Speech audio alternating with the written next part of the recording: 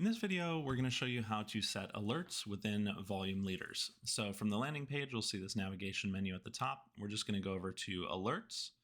And then within the alerts page, we can see some of the active alerts we have with the name, the tickers that we're tracking, as well as the parameters that we're looking for to trigger an alert. Now notice as we go through and create these alerts, some of these categories will be inclusive. So the more parameters that you define for a single category, closing trade or trade, these will both need to be true in order for this closing trade alert to trigger. So what we're going to do is go down to the bottom, click New Alert, and in here we can give this a name. And notice that you can add more than one ticker, just comma separated, or you can do all tickers. So for this one, let's just go ahead and say we're looking at Palantir. Now here under the trades, you can see different parameters like rank. So if this trade falls in the top 5 or top 10 trades of all time. Now volume leaders goes back to January 1st, 2004.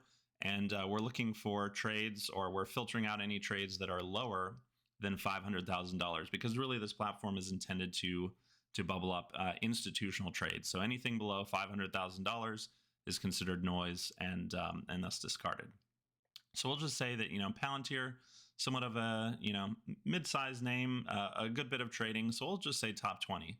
Now, keep in mind for the rank, if you're doing something like the SPY or QQQ, those are highly active, many trades every day.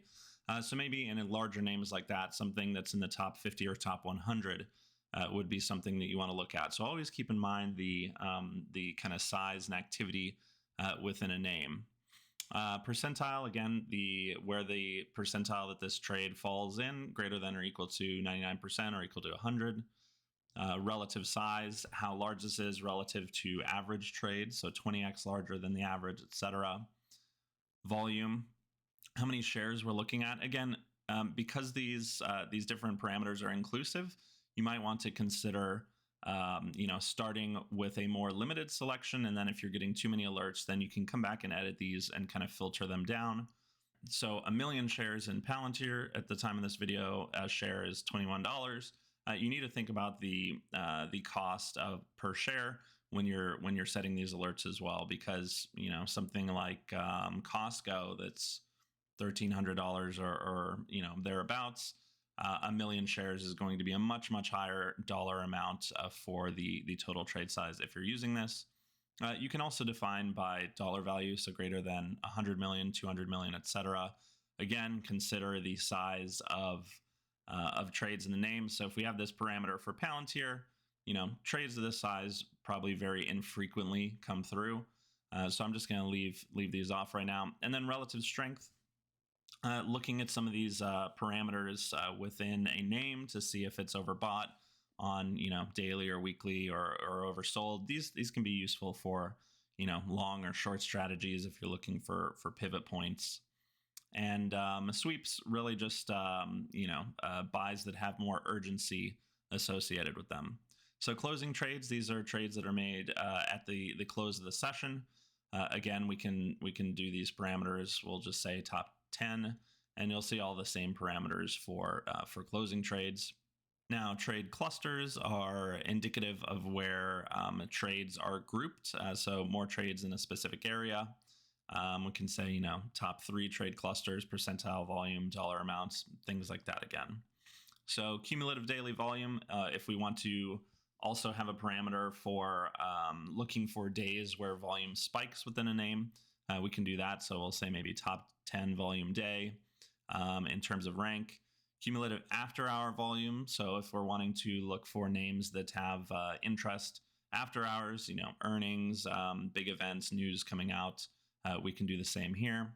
And then finally, we have offsetting prints and phantom prints. So offsetting prints are interesting because, many institutional trades are usually kind of in rounded lots. So, 10,000 shares, 50,000 shares, etc.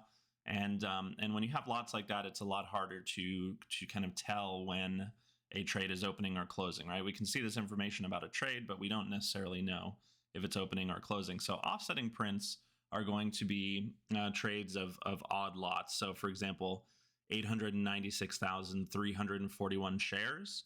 And then maybe a week or two later, we see that exact same number traded again. So it's much easier to infer at that point that those might be opening and closing trades. So maybe we want to look for this in Palantir as well to kind of see when some of these institutions might be getting in or out.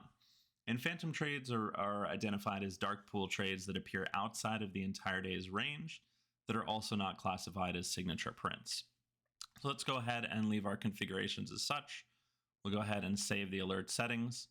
And then if we come down, we can see we have our test and the parameters that we've defined for this alert. And again, if you want to edit this over time, you can come back in and make these edits and then save it again. So there you go. That's how you set alerts and volume leaders. Feel free to reach out on YouTube or any of our other forums if you have any questions. Thanks for watching.